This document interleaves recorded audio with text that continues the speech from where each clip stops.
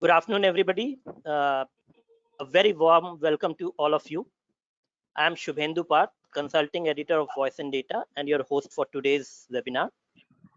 As part of its TLF dialogue, Voice and Data is organizing a 3-series webinar to celebrate the 25 years of mobile telephony in India. While the special collector's edition of the magazine that was released on 15th August captured the 25 years journey, in today's webinar, the first of the interactive series that we will be focusing on the future. We intend to deliberate on how the telecom sector, particularly the emerging new 5G technology, will drive social and economic transformation in the country. As we are aware, the telecommunication and mobile internet have played an important role in enabling India to continue working during the current pandemic. Experts also point out that the remote working environment, which got a major push during the crisis, is the new normal, and it has started to change how businesses are done and the society operates. The webinar is hosted by Voice and Data, India's oldest telecom magazine from the Cyber Media Group. But before we kick off the session, I would like to put in some housekeeping essentials. This is particularly for the participants. For the duration of the presentation, all lines will be on the listen-only mode. However, you may send your questions through the chat and we will take it up depending upon the available time. The feedback from participants is also very important for us. So please don't forget to submit your feedback at the end of the webinar. Now to kick off this webinar, I would like to welcome our chief guest for the day, Dr. Arish Sharma, Chairman TRII. Namaskar, sir. Namaskar. A 1978 batch IAS officer with a master's degree in mathematics from IIT Kanpur and another in computer science from the University of California, Dr. Sharma brings an amazing mix of technology and bureaucracy that allowed him to make differences at every stage of his civil services assignments. From being a district collector in Jharkhand, different districts, or as a Director General of UIDAI, or as the Chief Secretary of his home cadre state, Jharkhand, and now as the Chairman of the TRII. He has played a pivotal role in driving the telecom industry. He is also the recipient of the Voice and Data Telecom Person of the Year for 2019. A very warm welcome to you, sir. We also have with us Mr. Akhil Gupta, who is the Vice Chairman, Bharti Enterprises, and Executive Chairman, Bharti Infratel. Mr. Gupta has played a pivotal role in Bharti's phenomenal growth right since inception. He has led the formation of various partnerships for Bharti with leading international operators like BT, Telecom Italia, Singapore Telecom, and Vodafone. He has also been instrumental in induction of leading financial investors and other PE funds in the company. I also take the opportunity to welcome Professor Abhay Karandikar, Director IIT Kanpur. Professor Karandikar is also a member of TRII and has spearheaded national efforts in setting up Telecom Standards Development Society of India, which is the country's standards body for telecom. He was the founding member and former chairman of the society. Before joining IIT Kanpur, Professor Karandikar served as the Institute Chair Professor in the Department of Electrical Engineering at IIT Bombay. He also served as the Dean, Faculty Affairs, and was the head of the Electrical Engineering Department at the Institute. I also welcome Dr. Anand Agrawal, who is the Group CEO of Sterlite Technologies, STL. Dr. Agrawal is an alumnus of IIT Kanpur and University of California, Berkeley, where he completed his PhD in materials engineering from Rensselaer Polytechnic Institute, USA, before joining STL in 1995. He has navigated STL from an optical connectivity company to becoming a global leader in end-to-end data network solutions. He is a recipient of Voice and Data Pathbreakers of the Year Award for 2019. We also have among us Mr. Kamal Nath, CEO of SIFI Technologies. As a CEO, he has successfully led SIFI's transformation from being an enterprise network and data center service provider to a converged ICT solutions and services organization. Prior to joining SIFI, Mr. Nath had a 17-year tenure at HCL Technologies, including as the country sales and business head, where he led various transformational engagements with large enterprises. He incubated new business services, created innovative business models, and developed new and high growth vertical customer segments. And last but not the least, I welcome Cybermedia Group Chairman, Mr. Pradeep Gupta, who will be moderating today's interaction. Mr. Gupta, or PG, as he is known, is a first generation entrepreneur who set up Cybermedia in 1982. He is an industry veteran with over 40 years experience and is highly reputed in the IT industry. He has mentored over 150 startups and is the co-founder of Indian Angel Network. Mr. Pradeep Gupta is also the chair of the Alumni Trust, the sponsors of Ivy Cap Ventures Trust Funds. He is also on the board of the IIM Calcutta Innovation Park. I would like to now hand over the session to Mr. Gupta and request him to take the discussion forward. Over to you, sir. Thank you very much, Shubhendu. I would like to welcome Dr. Sharma. Sir, it's really an honor to have you as the chief guest for today's interaction. I would also like to welcome the other panelists and look forward to a very engaging discussion. Sir, without further ado, may I request you to please give us your inaugural address. Dr. Sharma, over to you. Good afternoon, friends, and thank you, Mr. Gupta and Shubhendu, Dr. Anand Agrawal, Mr. Kamal Nath, Professor Abhay Karandikar, Mr. Akhil Gupta, and various participants of the webinar. I think this is Voice and Data has been very active in this technology space, and you know, it's nothing new. I mean, I've been familiar with this organization, Voice and Data, which last so many years, and Mr. Pradeep Gupta and Shubhendu both have been, you know, taking this process forward. And I also am very happy because I realized that you know, we need to have lobby groups. Certainly, I mean, there's a need to have industry bodies, etc. But there is also a need to have certain think tanks, thinking bodies, which actually work in an unbiased manner and not as a lobby group, but as someone who thinks in a strategic manner and actually points out as to in which direction the technology should move, in which direction things must happen. So I think I'm really very happy to participate in this. And I want to compliment the entire team at Voice and Data to organize such this webinar. Obviously, these are difficult times for our country, and we were discussing just a little while ago how you know, numbers are increasing and how things are happening. And this is not only difficult for our own country; it is for the entire world. The entire world actually is affected by the pandemic.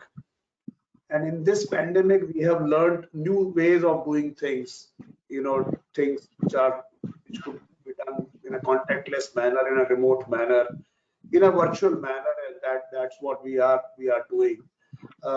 We also have realized that, you know, these could be better ways of doing things rather than, you know, getting into traffic jams and, you know, collecting at one place. Of course, you don't have that bonhomie which is there when you are together at a place, maybe having a lunch or a dinner, or, you know, talking and laughing and other things. So maybe that part is missing. But nevertheless, for the purpose of interacting with each other, I think this is a wonderful medium. And many of these good habits which we have developed in this period, probably we will take it forward. It is also a time where we have realized the importance of connectivity of telecommunication infrastructure, because if these times were there 20 years back and we were locked down, I don't think anybody would have come out of that lockdown. Even a 1 week lockdown would have caused huge psychological, damage to a large number of population, because today we are sane only because we have a feeling that we are able to connect with our loved ones through, voice or through video calls and stuff like that. So therefore, while we are physically constrained, we are certainly mentally very active, agile, and are able to communicate, and therefore we are able to maintain our senses and sensibilities. So this is also very important. One thing which has also come out of this is the importance of telecommunication infrastructure in other sectors. For example, work from home, I just mentioned.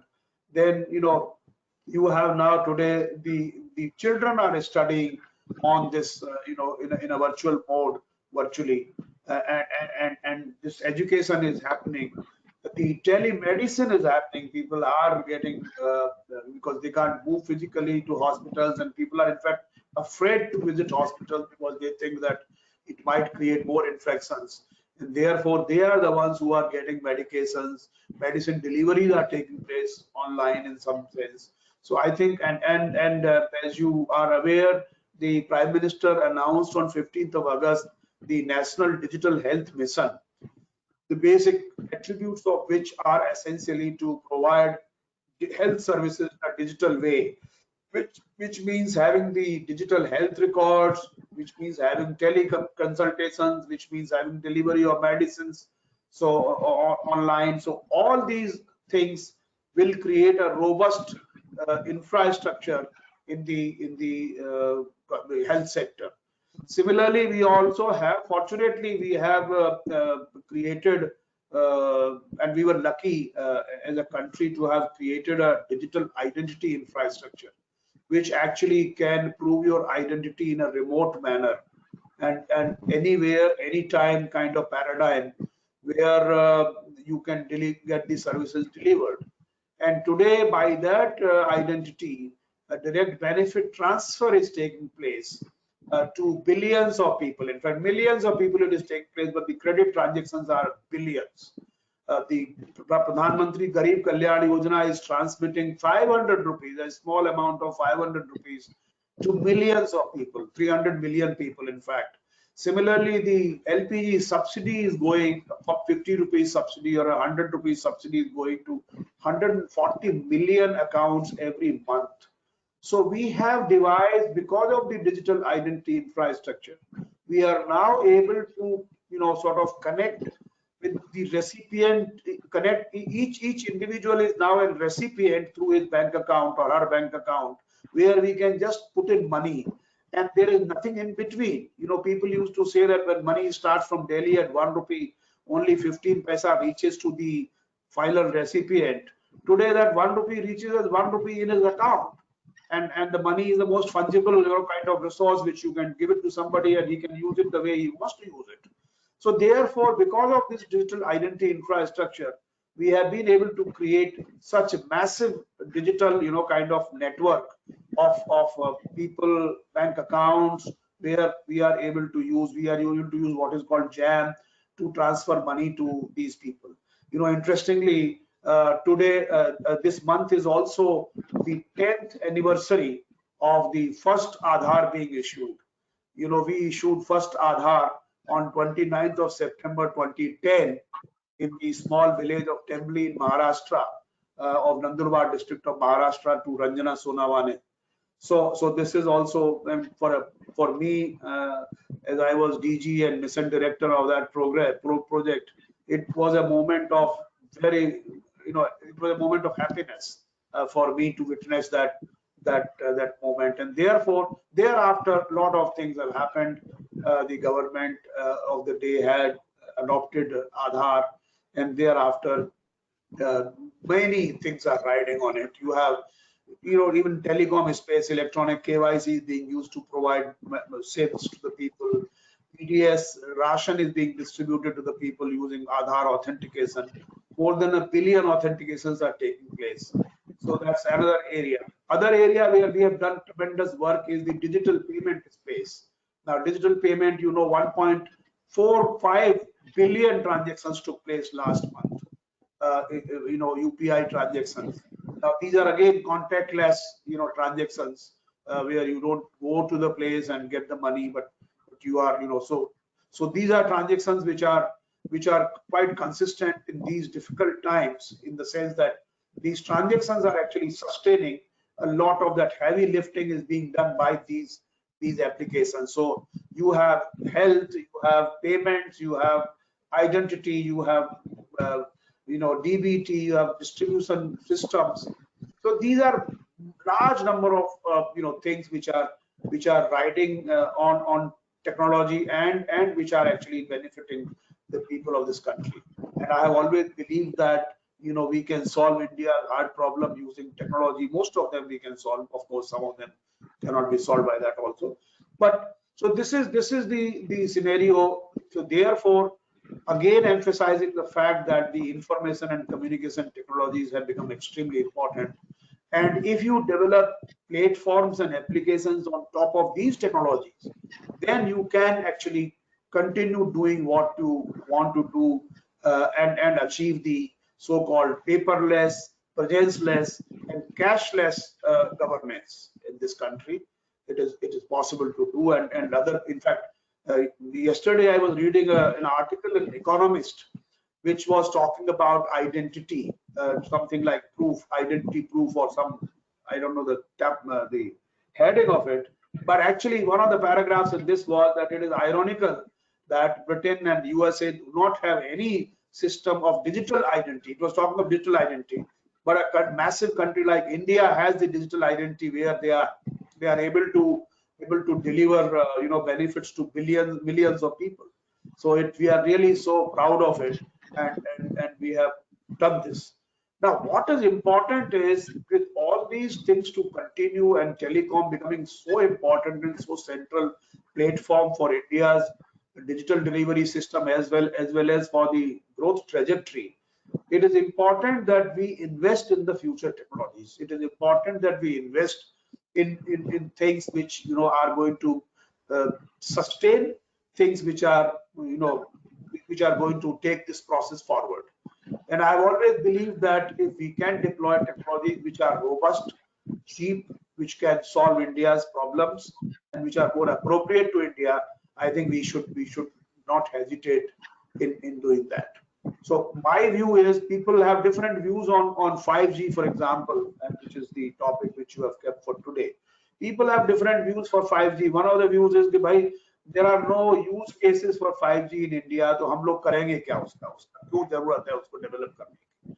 This is the typical sort of refrain people have. मुझे लगता है कि this particular thinking is quite flawed, because it is not the use cases are there. Use cases will be there, and India always brings out some use cases which are never there, nowhere there in the world. So technology have had use cases in Hindustan में ऐसी चीजें हैं जहाँ हम लोग technology को इस्तेमाल करते हैं. They become very, very relevant to us. And it's also true that once you give technology to people are extremely good at adopting that technology. Mr. Ravi Shankar Prasad always makes that point that it is not that you have to teach technology to Indians. Indians actually figure out as to how to use technology. You gave them the telephony, and they were high rates of that. So Indians figured out how to use it. So they started the missed call stuff. So they made a missed call without paying anything to you guys, and then they were able to make a call or communicate whatever they had to communicate. So I think that is there. My view is that the 5G is actually not only relevant for our country. 5G is also going to propel India into a new kind of new ways of doing many things.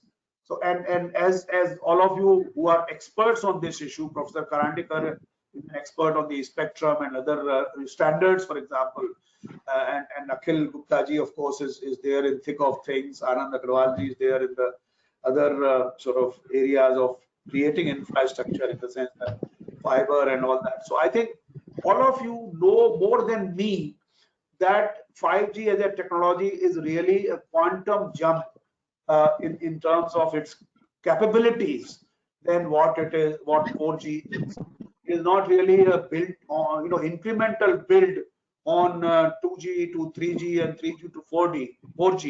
It is actually a quantum jump in terms of, the data speed, hundreds of times, data speeds, terabytes and other things.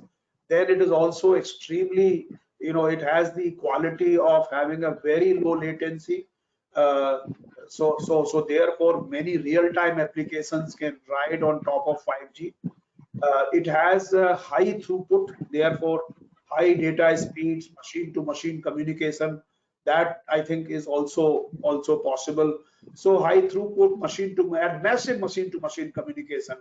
These are 2-3 attributes of 5G which actually make it extremely suitable for multiple experiences or things. So it provides seamless coverage, high data rate, low latency, high reliable communications. It will increase energy efficiency, spectrum efficiency, network efficiency, as well as efficiency of other systems. In addition to 5G providing significant network performance characteristics improvement over the previous generations, it is expected to also add various service dimensions beyond the traditional voice and data through enabling technologies like Internet of Things, artificial intelligence, robotic process automation, augmented reality, virtual reality, and giving rise to use cases across industry verticals. And the mobile industry has demonstrated its ability to connect to and transform society using its 2G, 3G, and 4G networks over the last 25 years. 5G will build on these successes by delivering a platform that enhances existing services and enables new business models and use cases. So I think this is very important. Now 5G use cases, there are many, and I'm sure other speakers will dwell upon these issues. Now, the basic goals of 5G, one is a boundless connectivity for all. So that is one part. Innovation and network economics, the mobile industry will strive to cost effectively deliver better quality networks, either independently or through sharing and partnership. 5G era networks will rely on a combination of established and innovative technologies and use both licensed and unlicensed bands, E-band and D-band.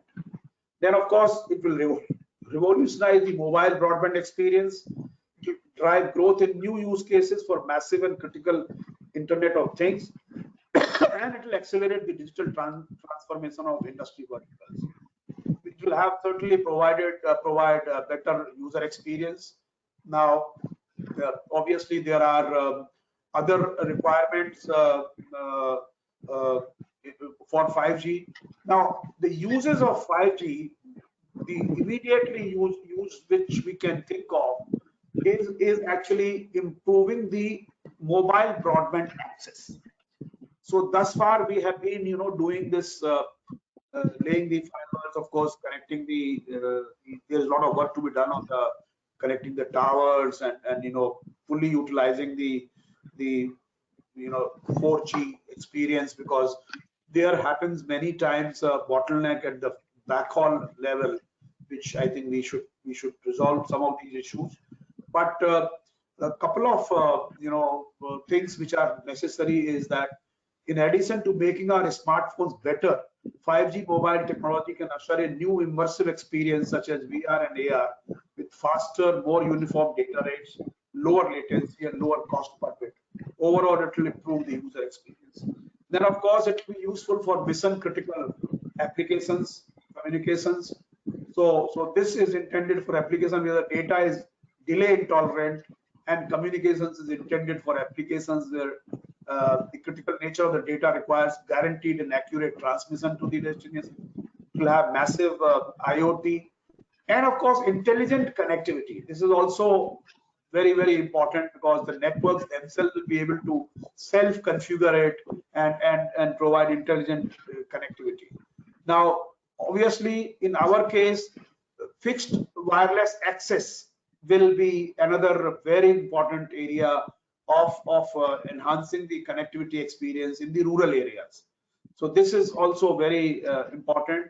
It will be useful for consumers. It will be useful for business. In fact, our latest recommendations relating to, the auction of a spectrum, we have said that certain, 25 megahertz is what we have identified, should be actually earmarked, like Germany has done it, for 5G applications for industry 4.0. So therefore, what can be done in a limited geographical area of the industry premises, we can give the license for that particular area to the industry, which can use and leverage the power of 5G in their premises to automate the cases. And other areas where it can be used is smart agriculture, manufacturing, I just spoke about, smart care, telehealth, smart energy and utilities, smart cities, smart education. So we are going to have multiple use cases of 5G, which are more appropriate to our country. So this we must have. Then, of course, we have to have a strategic deployment of 5G network. Then, of course, we need to collaborate the environment, enabling environment for 5G. So the use of 5G technology in vertical sectors carries a number of implications for a supportive public policy environment. Some of these are general and some are vertically specific. In terms of cross-sectoral regulation, the convergence of 5G in vertical sectors will challenge existing regulatory framework. So realize the full potential of 5G, a more supportive policy environment is the key. This would empower mobile operators to work with other sectors on more innovative services. A flexible, forward-looking and technology-neutral framework is needed. Further, there is need for sharing of the infrastructure among service providers. There could be a saving of, as much as 45%, depending upon the level of sharing among the operators.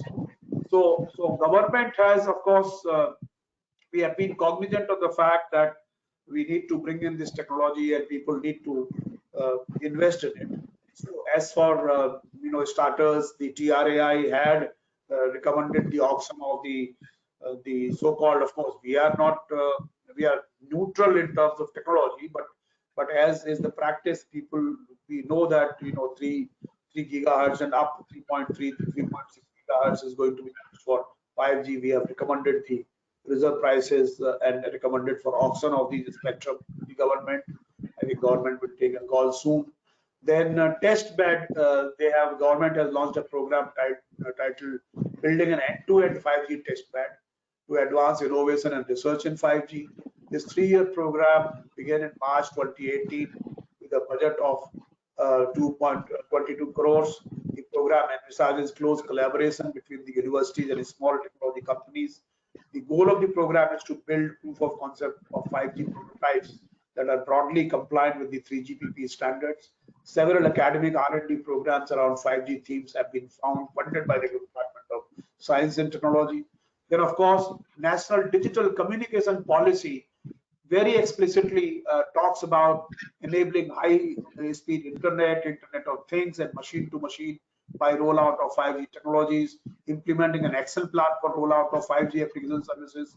So the policy framework actually is in place to ensure that 5G comes. Then, of course, the spectrum for 5G, guidelines of 5G trials, the DOT has already issued. So I think we have all the things in place. What extra things are required is, one is increasing fiberization. As I said, there are only 30% of the towers which are connected to fiber. We need to increase that.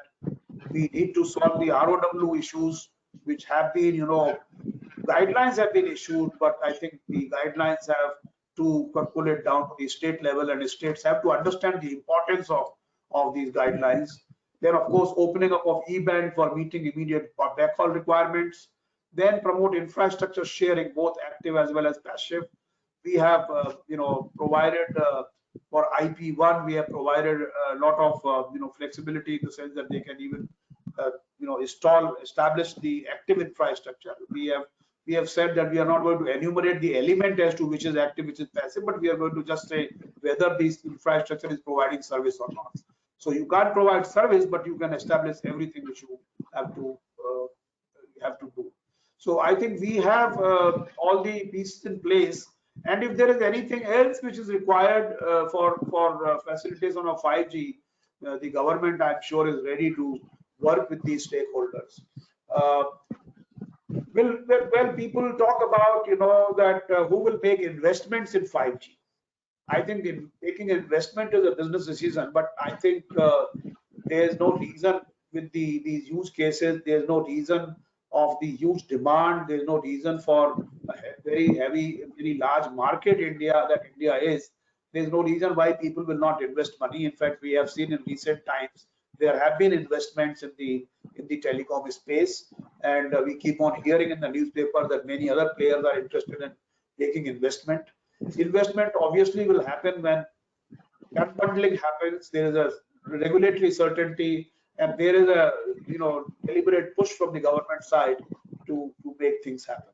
So I think I, as an individual, see this development, see that from a technology angle, we need to bring in 5G, number one, and number two, we need to take all policy decisions and all and we have to facilitate implementation of deployment of 5G.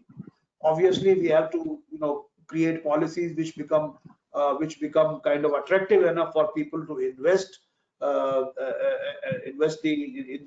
the system, and I think that is already happening and it is in place. So I see a great future of this technology in India. I see also a great future of the overall information and communication technologies, because we have been able to build a huge amount of software and services on top of that, what we call India Stack. We have a number of things, and I'm sure these things are going to play out much more aggressively in the next era of 5G. We will continue to build. In fact, I had a couple of weeks back written an article in the Indian Express where I said that from a platform we should go to protocol approach, similar to what we had done on the internet. Internet, after all, is working on the basis of protocols only, and it's an open architecture stuff. That open architecture we need to adopt even in many of these verticals like e-commerce, like other things, and that will be an inclusive kind of protocol-based platforms which will come up. And once that happens, India would have created another landmark and another paradigm shift into these applications. So we are very sure about the applications on top of networks, the 5G networks which will come, and I am for one who is very hopeful that we will be able to establish a great ecosystem. And of course, now there is a huge talk of the domestic manufacturing of equipments, because it is being considered as strategically very important, and that also will happen. It has happened already in the mobile handset space. Now it will start happening in other things also. I'm very sure. The electronics manufacturing in general and telecom equipment manufacturing in particular will actually receive a huge boost. So with that, I'll conclude here. Thank you very much again for inviting me, Mr. Gupta and Mr. Subhendu Parth, for this wonderful platform. Thank you. Thank you very much, sir. That was absolutely brilliant and such a comprehensive picture of the entire issues which are connected with 5G. You talked about the transformational impact. You talked about how it is going to affect different kind of verticals. You talked about the technology that is required, the governance framework which is required. I think it was absolutely a very comprehensive roundup of the entire thing. And in that, you have also raised certain very pertinent issues. And therefore, let me take up these issues with the other panelists who are there. And I would request that, let's make it into very dialogue-oriented interaction, with 1 to 3 minutes kind of responses to each and every question that I ask you. So let me start with you, Mr. Akhil Gupta. The big elephant in the room is the spectrum, right? Dr. Sharma alluded to the spectrum and so on. Now, what are the industry's expectations, and do you think they are being met? So I think, PG, thanks for this webinar and Dr. Sharma for a wonderful address. First of all, let me congratulate you. I didn't realize this is the 10th anniversary for Aadhaar. In my opinion, if one was to rank some of the biggest transformation this country has seen in, say, the last 25 years, Aadhaar ranks absolutely among the topmost. The other two one can think of can be IT revolution and telecom revolution. But congratulations, I think this is one feather in your cap which will always shine, sir. So congratulations once again. I think before I come to the spectrum, one point which Mr. Sharma raised is about the use cases. And very often we have heard, he is absolutely right, industry in particular has always been saying there are now no use cases. Now to my mind, COVID has actually given us a huge use case for 5G. Because when we work remotely, whether from home or a remote location, what you need is a broadband. Even our digital communication policy talks about certain targets for penetration of internet broadband. I believe it's 50% by some year and then 80% or something. That's not possible with wireline. It can only be wireless. And I think 5G provides us that opportunity where without having to have a ubiquitous coverage on day one, wherever there is a need for internet broadband, we can provide it with 5G. So it's a very huge use case which is right in front of us. I think the big impediment here is spectrum, because naturally the current recommended price is considered as too high. And I really want to point out only one thing when it comes to spectrum. The stated policy of the state by way of NDCP is that revenue maximization is not the aim of the government of India. The aim is internet penetration and broadband penetration. If that is the case, my only request has been, let's walk that talk. And therefore, let us invest more money in the network. And so the spectrum should be, at a very, very nominal cost. And therefore, instead of, my recommendation is instead of very high reserve price, why not start with a small reserve price? If there is a massive demand, in any case, it will go up. If not, please provide the spectrum at a very reasonable price. Restrict the trading so that nobody, makes extra money out of it. Put very stringent rollout conditions so that you ensure that the proliferation of 5G is going across the cities and towns and rural areas. Set up reasonable rollout obligations, and if somebody doesn't meet them, put very severe penalties. So I think on spectrum, this is about time that we really fulfill what is already given in the NDCP. There's nothing new. There's nothing. Revenue maximization is not the aim. Let us really follow that path and introduce 5G as soon as possible. Right now, the only impediment I can tell you for early introduction of 5G is the capital layout which this industry is not in a position to do. If that burden goes off the spectrum, I am sure there will be money found for the network deployment. Thank you, PG. Thank you very much. I'm sure, Dr. Sharma, you must be, eager to answer this question, but we'll have some more questions for you so that you can answer them at one time. I come to you, Dr. Agarwal. A couple of years back, there was another roundtable that we had done in which we had talked about telecom infrastructure as a utility, right? Fiber as a utility. That is what we had discussed.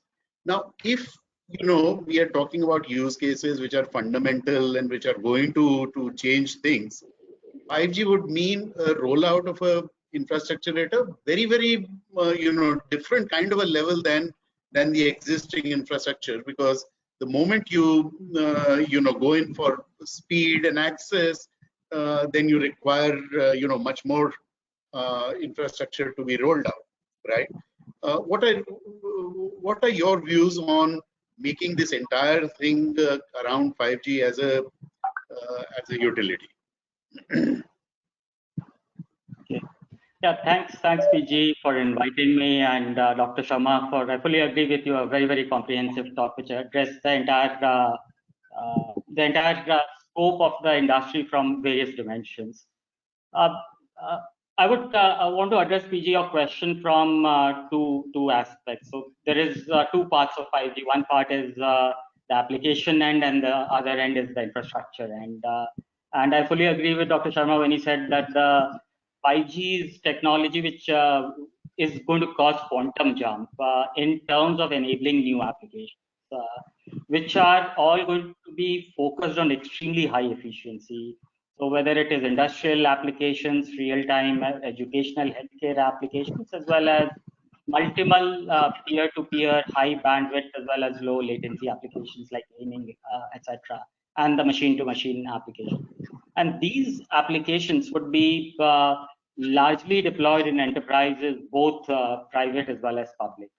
So on the application front, whether it is the application developer, whether it is the platform provider, and this great idea of Dr. Sharma about moving from platform to protocol, the hosting, the application development, the customer-facing front-ending engine, all that has to be extremely entrepreneurial and innovative. So that aspect must be led by different enterprises, small and large, in terms of developing and providing that service.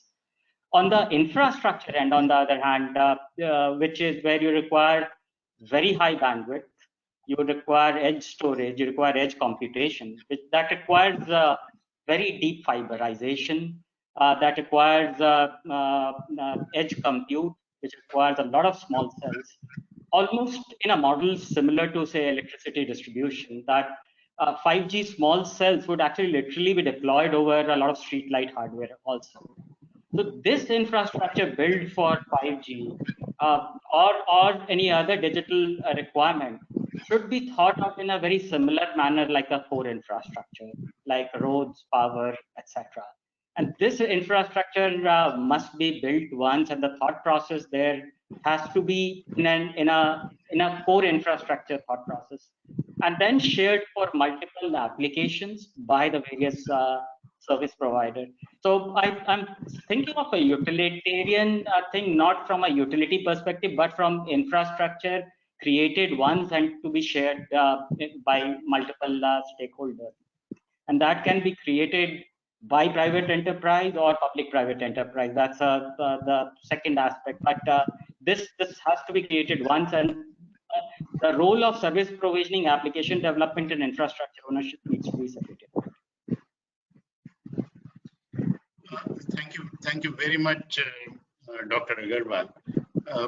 Professor Karandikar, in terms of the infrastructure, the rural areas will require a completely different level of infrastructure. What are going to be the challenges there?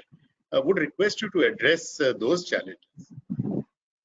Okay, thank you very much for inviting me to this, and I think answers to some of these questions were touched in a very comprehensive talk by Dr. Sharma already. So there are three challenges, and I think he already touched that. One challenge in providing the 5G connectivity in the rural areas is unavailability of the ubiquitous backhaul. That is, the non-availability of the fiber backhaul everywhere. And of course, as you know, that the government of India launched a very ambitious project of BharatNet, of connecting the fiber to all the gram panchayats. But I would say that that has still not reached the penetration which is required for the kind of infrastructure what Dr. Anand Agrawal was talking. And to this extent, I think that this is one thing. The other issue, of course, there are solutions to this, like this can be addressed by wireless backhaul, maybe like the E-band can be deployed for backhauling the 5G base stations in the rural areas. And this is sort of one area where as Dr. Sharma also said, that TRAI has already made recommendations on the E-band, and that could be sort of used.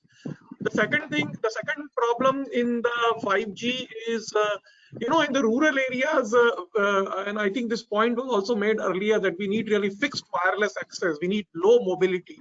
We really don't need, you know, high speed mobility. In fact, when the 5G specifications were drafted in the enhanced mobile broadband in the urban and rural use cases, the IMT 2020 was talking of the mobility of 500 kilometers per hour. And clearly, I think, you know, we really need, you know, high throughput when you are either moving at 40 kilometers per hour in the cities, or, you know, you are sitting fixed. So this was also one of the use cases, and as you know, that India did put forward this as one of the use cases in IMT 2020 in the form of low mobility, large cell scenario, which has been now adopted in IMT 2020, because in the rural areas, we really need large coverages also, you know, because there are like clustered settlements, clustered populations, and so on.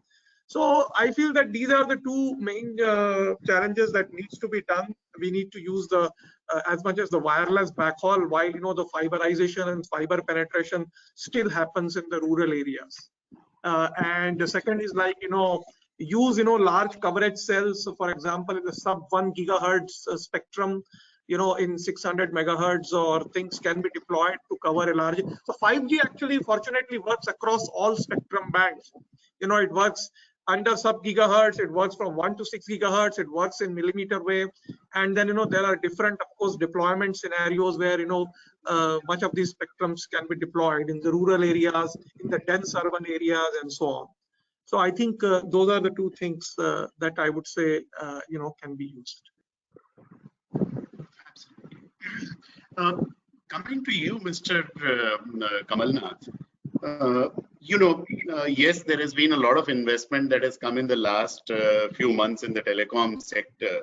But, you know, some of the criticism of that also is that, you know, perhaps we are selling to foreigners and then we will be leasing back, because, you know, the industry which is going to benefit out of 5G and so on, you know, will be then, you know, paying on a regular basis, which will be going abroad. Now, you know, you work with a whole lot of corporates. So what are the kind of use cases that you are seeing coming from industry for 5G? Yeah, very interesting question, Pradeep. In fact, Dr. Sharma and all of the panel members, you know, they touched upon these, you know, various kind of use cases. Now, I mean, use cases for 5G, as all of us understand, will cut across from people like you and me to businesses, and even, you know, and getting expanded to government and public services. So predominantly, if we understand the power of 5G, which is faster speed, low latency and large data transfers, increased connectivity, you know, more people will be able to communicate at the same time without overloading the network. The mobility part of, for example, the 5G base stations can take signals, you know, even for trains running at, say, 300 plus miles per hour, and you have many devices per square kilometer. So, as one of the panel members was pointing out, you know, it will, all these things in combination will trigger massive machine type communications, you know, which is machine to machine communication, along with the, you know, the ultra reliability, low latency communications abilities which 5G has. Now, what does it translate to? So I expect, you know, and this is a hidden, you know, hidden requirement in, you know, within almost all the sectors. For example, when we are, as you know, apart from being a data center and cloud provider, our company, we also are into the network space. Today, you know, large manufacturing organizations, when they have to connect the sensors, you know, from where they need data, they need to analyze the data, they need to understand the performance of the of their equipments on devices across the factory. So, be it factories, be it, you know, the automobile industry, be it the utilities. For example, the smart metering deployment is going on in India, and you know, reliable connectivity is definitely an issue. There's a very huge use case in the healthcare segment, as Dr. Sharma was pointing out. Even if you know, the hospitals or the healthcare providers, you know, even if they have money, they can, you know, they can install cutting edge healthcare equipments, but we don't have so many doctors, right? So the remote treatment of patients, even 5G, we are hearing that it can also help remote monitoring of operations. So I don't think there will be any sector which will be left out, unimpacted. And what I mean unimpacted is impacted positively, for that matter. So even we look at the smart cities. Smart city, a lot of projects are getting rolled out, but definitely even there, the implementers, the organizations or the companies who are implementing, they are facing a lot of connectivity challenges, and even they are connected, they are not getting the right speed, right? On the because if you have say traffic lights or so many public facing equipments which are installed in a city. If you really want to make it a smart city, we need something like 5G, and of course even 5G is expected to reach our home, creating a smart home ecosystem, and of course the vehicle tracking, the vehicle transport management. So Pradeep, I think there will be hardly any sector, and I can assure you, because we deal with a lot of, there will be hardly any sector which will be untouched by 5G as and when they get deployed. In fact, I can tell you the industry is looking forward for that. The business, all the vertical industry. Dr. Sharma, you heard the various views, and I have, Mr. Akhil Gupta very clearly talked about that can we make available the spectrum at a very sort of a low price, because it is transformational in nature. Similarly, Dr. Agarwal also talked about the fact that you require to create huge infrastructure which is there. Professor Karandikar talked about speeding up the entire BharatNet and so on. Mr. Kamal Nath talked about how critical it is as far as the industry is concerned. My question to you, therefore, is that just as there was a time when we had this slogan "Roti Kapda Makan" or bandwidth, do we need a new slogan which is "Bijli Pani Sadak" and 5G? Well, I am not really very sure because I'm not a politician. Slogans are for politicians, and they are the ones who actually. And slogans are extremely important because they mobilize public opinion. They actually articulate the things in a very single sentence or half a sentence. So I'm not undermining their importance, but I'm not the guy who actually invents slogans or who believes in slogans or who thinks that slogans will solve the problem.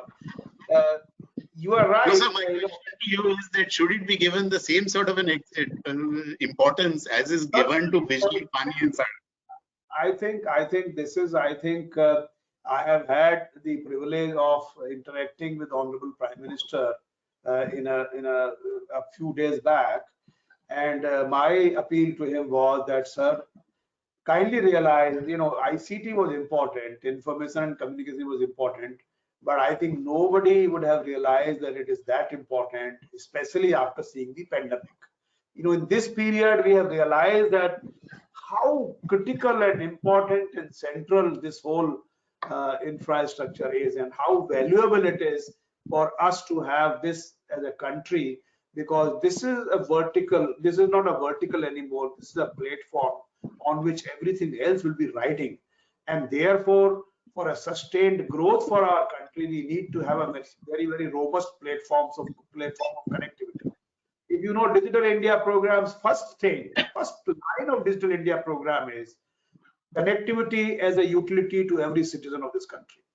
Ubiquitous connectivity as a utility to every citizen. That's the first line of Digital India. If you just go to the document which we prepared, and I also had some part to play in that. It is because we realize that you may create all kinds of softwares and services and all games and everything. If there's no underlying connectivity, everything is useless.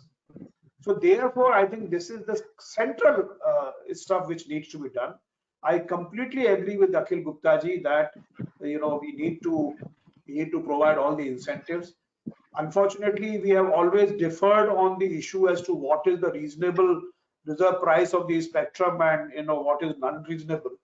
Honestly, I have gone through all the history of these reserve prices since the time the spectrum has started getting auctioned, and at no point in time I have found that the industry has said that it is a very reasonable, wonderful price TRAI has prescribed. There has always been an uproar saying that TRAI is absolutely anti-development. It doesn't provide the, it's a very heavy price. So, I mean, I draw comfort not from the fact that it is, otherwise I would have died of guilt, that if I am the only person who is doing these kinds of things, and earlier people were all very reasonable, I would have said, look, मैं तो बड़ा ही गंदा काम मैंने कर दिया इस देश के लिए. तो ऐसा नहीं है. तो इसलिए ये थोड़ा सा comfort है मुझे. But at the same time, I agree. You know what? The best thing would have been, just for example, 700 megahertz was put for auction, and there were no takers for it. Now, obviously, if there were no takers for it, it can be interpreted in multiple ways. There were no takers for it because the reserve price was very high. There was no takers for it because there was no need really for that kind of a spectrum at that price, and there were multiple reasons. So what I'm saying is that ultimately, what is required is probably, I don't need to emphasize the point that the government has all the powers in the world to basically change the reserve prices, and it has happened in the past. It has happened in the past that the government has actually reduced the reserve prices suggested by TRAI. So it is not the first time. One part is that we are only recommenders. We have only recommended. जैसे मैं कहता हूँ हम लोग तो राय बहादुर हैं. काम करने का काम तो सरकार का है. केवल राय देते हैं. And Professor Karandikar, whom मैं भी अपने पाले में लेता हूँ, because he is also a member of the TRAI. He is also equally to be blamed. Please understand. He has also one vote, and I also have one vote in the authority. So he's no less important than me in that system. So he's also equally to be blamed. But what I'm saying is that I am only Rai Bahadur by profession. हम लोग जो है ना, while we agree, but एक बात है ना कि भाई अब मतलब the whole thing can be the proof of the pudding is in the eating.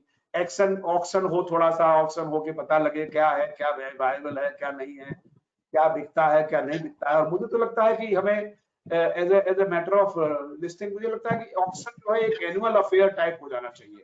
Because एक रेगुलर तरीके से हम लोगों को 5 साल का हमारा क्या प्रोग्राम है वो भी हमें बताना चाहिए.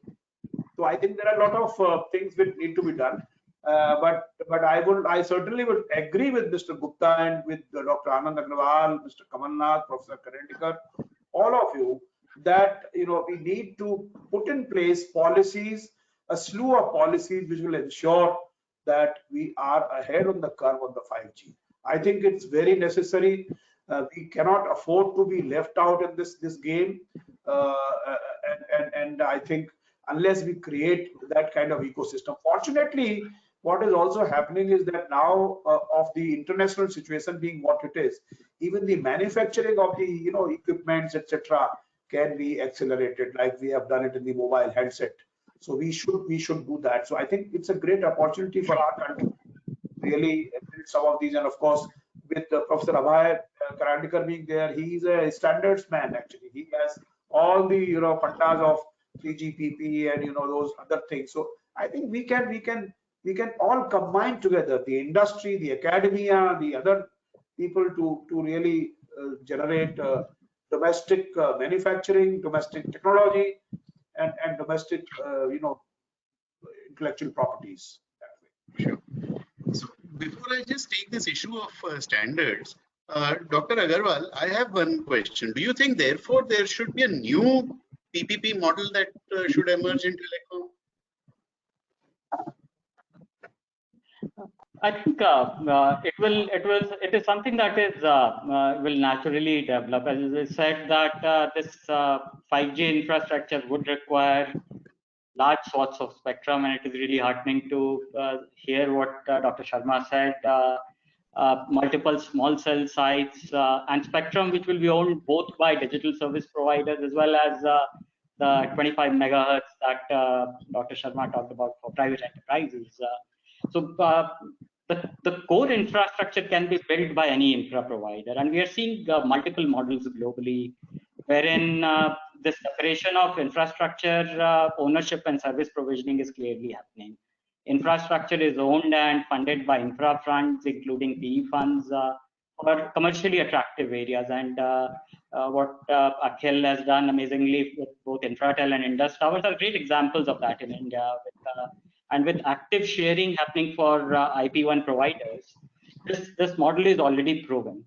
For other parts of the country, though, the parts that Abhay was talking about, for example, rural connectivity, some kind of VGF-based funding or a hybrid EPC model, like what is tried out in the highway sector, can be done. So I think models are available. At one level, we have to truly recognize that the overall spending in the sector has to significantly increase. The one part that we are focusing on and bringing attention of the government again and again, for an economy of India's size, we must spend 1% of GDP on the digital infrastructure. We are currently spending 0.25%. And we believe this would be done by public-private PE sort of a thought process, but making sure that at least 1% is spent, and government taking a big part of that spending along with what they're doing on the policy side is also something that is required. So 4 times the expenditure is what you recommend as compared to what it is being done right now. Professor Karandikar, Dr. Sharma talked about standards. And there was a time when, standards were evolving in 5G, and, there was discussion that India can actually take a lead and can actually be setting up the standards. Is that dream gone?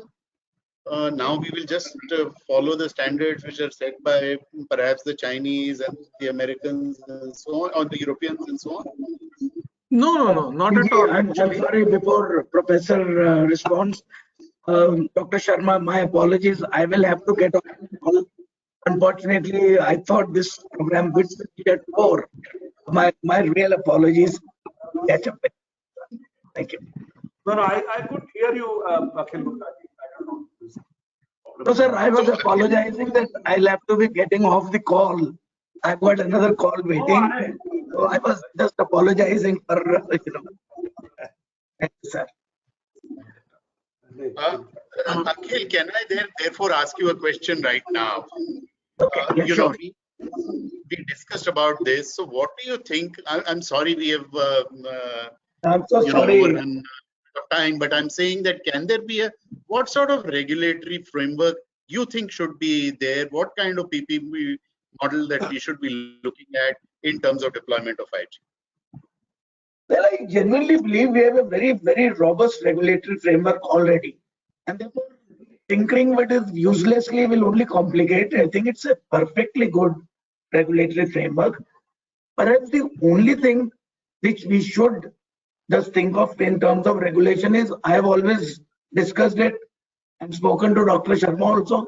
Maybe time has come when we have a NetCo, where people can put up an infrastructure which is active infrastructure, radiating infrastructure, which can be shared by various operators. And I think some little improvisation in regulation would be needed. But if I don't think we need a very major overhaul of the regulatory system. It's working very well. I think it's very robust and very smooth. Okay, so Professor Karandikar was actually sorry for answering that question. So I think it will be good if you could complete that about Yeah. technology being made into. Just wanted to hear, because that's very important. Right. So I just wanted to say that that is not really true. As I already mentioned, that India made this contribution of LMLC, low mobility large cell, which was incorporated as the use case scenario of IMT 2020. Now I just want to tell you that in IMT 2020, 3GPP has submitted a radio interface technology, and TSDSI also submitted our own radio interface technology, which is built on 3GPP, But to cater to the LMLC, that is low mobility large cell, we have suggested some changes in the physical layer, and I think that has been submitted to the IMT 2020 in ITU. So this is one of the 3 radio interface technologies which have been submitted. One was submitted by Europe, another one by the 3GPP, and the third has been submitted by the TSDSI. So I would not say that we have not been now contributing to the standards. In fact, in IEEE standards also, for example, our own research group is leading one important IEEE standards on P1930, which is on software defined networking. So I would say that now contributions to the 3GPP, ITU, IEEE have started coming in.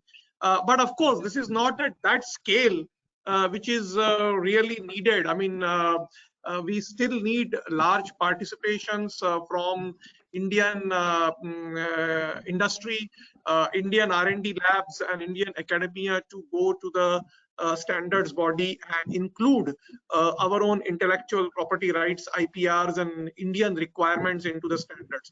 But I think Dr. Sharma made a point of Indian manufacturing and domestic product development. I think one good part that has happened now, 5G and beyond, is that we are having now increasing softwareization of the networks. And as a result, what is happening is that because of software-defined networking, network function virtualizations, etc., most of the components are being built on off-the-shelf hardware. And a lot of intelligence, a lot of IPR is there in the software. And therefore, there is a great opportunity for us to, really leapfrog and develop the technology. Earlier we don't really need, special purpose ASICs or, hardware for that, which need to depend upon others. In fact, except the radio part, the RF hardware, the entire intelligence of the baseband on the base station and the entire intelligence from the core side can be actually in the software and can be there on the commodity of the shelf hardware. So from this point of view, there is now a big opportunity for us to take our IPRs and requirements into the standards and develop the product based on this. This cycle has been now considerably shortened than what was, maybe in the 3G, 4G era. All right. So, yeah, some play in standards, but a whole lot in terms of the IP that will develop over those standards. I think that is where the opportunity for India would be. Mr. Nath, in terms of security, what are the concerns, both in terms of business deployment, in terms of citizen deployments, and so on?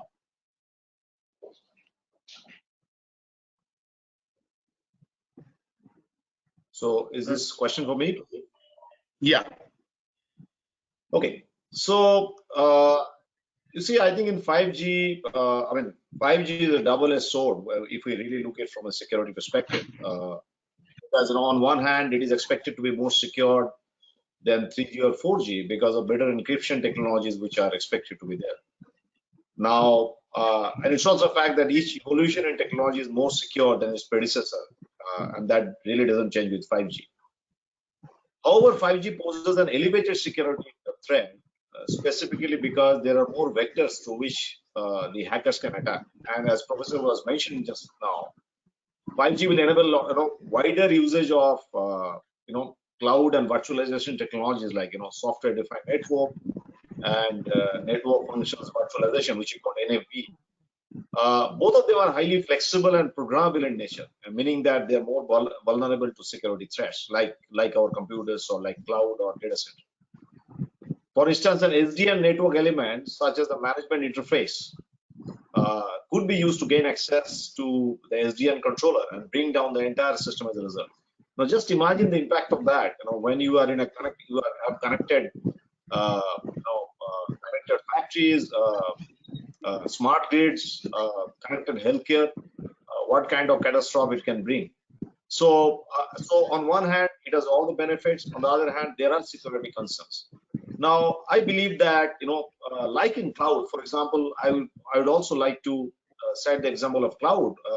Initially, when cloud was getting popular, in the initial days of cloud, all our customers, almost all our customers who were predominantly on-premise, they had a lot of security concerns of the cloud, simply because of the fact that all the stakeholders in the cloud ecosystem, they did not understand their respective responsibility.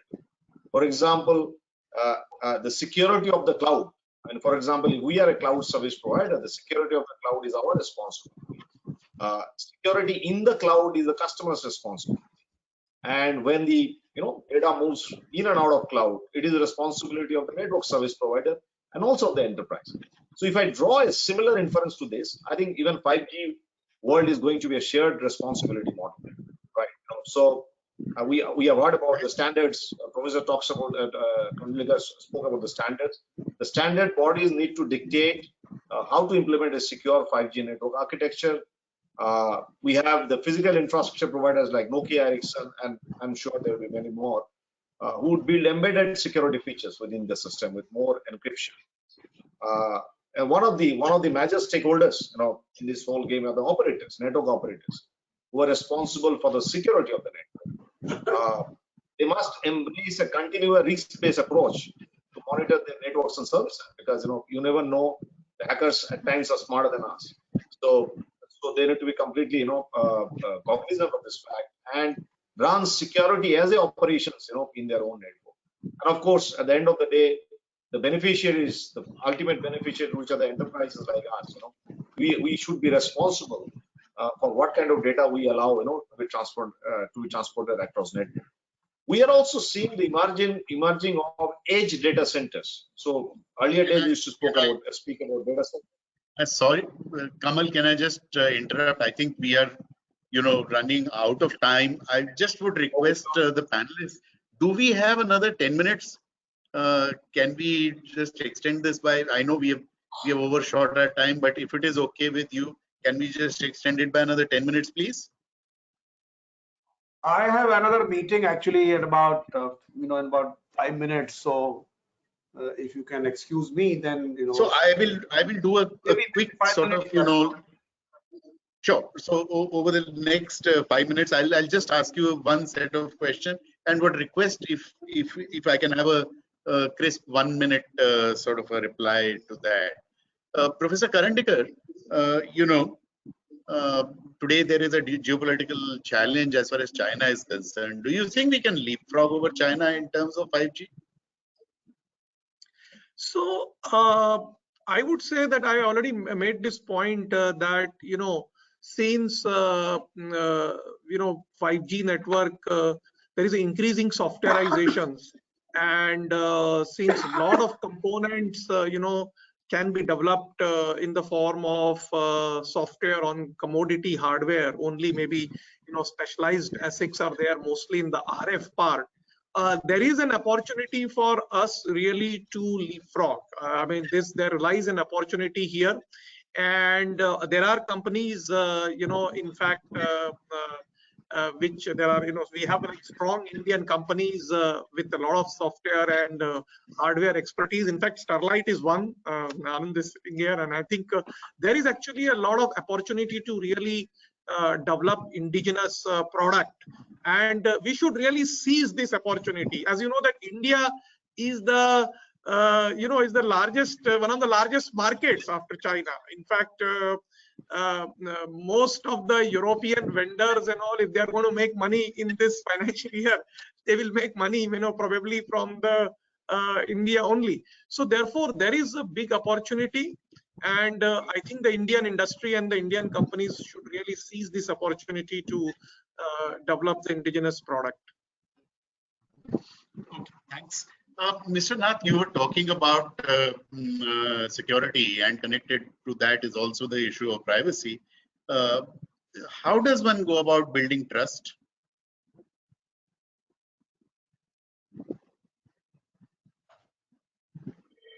Mr. Nath, this question is for you. Mr. Kamal Nath. Oh, sorry. Sorry. I just, I thought, So Pradeep, I was saying you talked I about think security. What about privacy and trust, and what needs to be done in terms of building Yeah. trust? correct. Yeah, correct. Big I think short answer, please. in terms of in terms of building trust, I think all the bodies which I mentioned in the previous narrative, they need to come together and create an environment where there will be an overarching architecture of collaborating each other should get created. Then only this problem can be this concerns can be addressed, is because when there's a collective, when there is individual responsibility, unless collectively they come together, the concerns will remain, as we have seen in cloud. Thanks, Dr. Agarwal. 5 trillion goal. We may, of course, end up shifting it by a few years because of the impact of 2020. But actually, can 5G accelerate that, and we can still hope to achieve that goal? Definitely, I think to achieve that goal, we have to look at it both from the demand perspective and the supply perspective. So on the demand perspective, whether we look at industrial applications, agricultural applications, there are multiple use cases for 5G to improve efficiency across the entire value chain. And Dr. Sharma talking about this 25 megahertz being opened up for industrial applications like what is in Germany, I think it will unleash a lot of innovation and entrepreneurial spirit across the value chain on the demand front. On the supply front, what Dr. Sharma said and Professor Karandikar said, this is talking about leapfrogging. On the supply front, 5G is very, very conducive for open source and disaggregated hardware and software. They spoke about the fact that other than radio unit, which is with specialized ASIC, and it's all software and then generic hardware, India can really take full advantage of the overall supply ecosystem for 5G end-to-end, from radio units to the overall orchestration software. And at the same time, with Wi-Fi 6 as well as local spectrum releases, there is a great potential for creating localized networks for industrial applications, healthcare applications, and these networks can be created by local entrepreneurs. And multiple use cases, multiple network creators, and multiple spectrum users, plus the hardware and software ecosystem. I see this as a major inflection point for India to take this the right necessary decisions, and this all value creation and value addition can be done. So I see 5G, 5 trillion, and Atmanirbhar India on the supply side, all very, very correlated. And as we at STL are really looking at this towards playing a role in that. Thanks a lot, Dr. Agarwal. Dr. Sharma, usually, people ask what are the 3 things that the government should do. I'm going to reverse that. I'm going to ask you this question. What do you think are the 3 things that the industry should do? Well, industry, I mean, I'm not really the expert in the industry, but I'll say 2 things. One is, not 3 really. One is that I completely agree with Professor Abhay Karandikar and also Dr. Anand Agrawal that, you see, in computers, look at the computer example. In the computers, the commoditization came, and that actually transformed the entire thing, right? Till the computers were proprietary, saying that this machine does this machine does this, and all special purpose computers. Till then, things were not scaling up. Till then, things were not expanding. Till then, things were not exploding. Now, once this whole thing came of a commoditization, which means that hardware became a standard hardware, and on top of it, you can use programs to do whatever multiple things you want computers to do. Then the whole thing exploded. In fact, it will be interesting to know that the entire Aadhaar backend is done on a complete commodity hardware, on a complete open source base. Nothing. I mean, there's nothing which is proprietary or a special purpose hardware, and there's nothing, no technology which is a proprietary class, of course, except the deduplication, biometric deduplication, because we don't have an open source scalable, sort of component or software for that in open world. So one is, I agree that this whole, we can really leapfrog, and we have leapfrog in a number of areas. provided we see this opportunity, saying that no, look, all these specialized hardwares may not be really required that much. A commodity hardware will do, and commodity hardwares are equally, it's easier to create ecosystem for limited number of components rather than creating an ecosystem for thousands of components. So I think that's something which I help. Second thing is, industry must realize that, and that's my thought, maybe I have no right to pontificate and guide the industry, but I just feel this up to now, there is a vertical play happening in the industry where the same Airtel is providing individual customers are the clients, and they are providing the entire network, from the MSC to BSC to towers to everything. They own and operate. Now, it's okay. And even now it has been proved that sharing a part of that infrastructure is a better idea. Sharing towers is a good idea. Maybe sharing fiber at the back end is a good idea. So this kind of unbundling in some sense has taken place already. But in a 5G world, this is going to be a norm. And industry must realize that they cannot remain a vertical players, supplying all these sensors to the farmer in a field and collecting the data and doing these things. So what will happen is that this whole application provisioning will be divided among various players, and that is the best way to do it. There could be some guys who specialized in the AI relating to AI and networks relating to sensor network relating to agriculture. Somebody is doing something else. Somebody is doing for smart cities. So I think this entire service provisioning architecture must change, and the sooner we realize it, the better it is, because otherwise everybody making last mile provisioning of service will not be feasible, will not be scalable, will not really work out. So that's and that is why the idea of Netco, which Akhil Gupta ji pointed out, unbundling of various layers, that is the best way for these systems to work, and that is what people should realize, that 5G world is quite different from the other worlds where you could do everything yourself. You will need, and this is a good way also, because there will be innovations on the edge. There will be innovations in the field. There will be innovations all around service provisioning areas. So this is good for innovation also.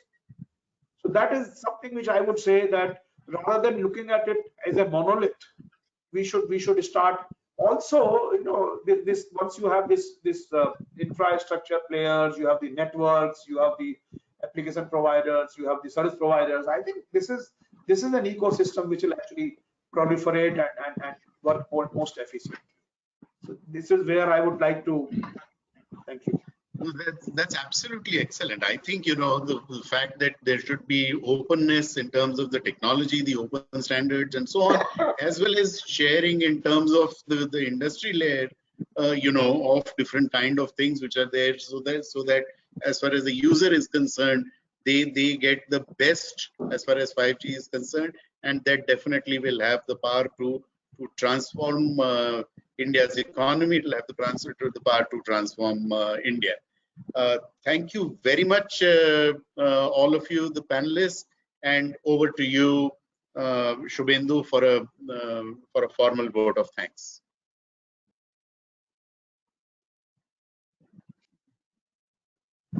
Thank you, PG, and a big thank you to the speakers, all the speakers, Dr. R.S. Sharma, Mr. Gupta, Professor Karandikar, Dr. Agarwal, and Mr. Kamalnath. On behalf of Cyber Media and Voice and Data, I also thank all the participants who joined us today. I'm happy to inform you all that today's webinar will be available on the video on demand format on the Cyber Media YouTube channel for all of you to watch it again and share. And with this, we'd like to now call it a day. But before that, may I request all participants to share their feedbacks to the form that will soon be visible on the screen. And thank you all, everybody. Signing off now till the second part of the series on 22nd September. Thank you very much. I'd invite you all to join. Stay at home, stay safe, and keep reading Voice and Data. Jai Hind. Thank you. Thank you. Thank you, Abhay. Thank you, Dr. Thank Anand. Thank you. Thank you, Dr. Thank you.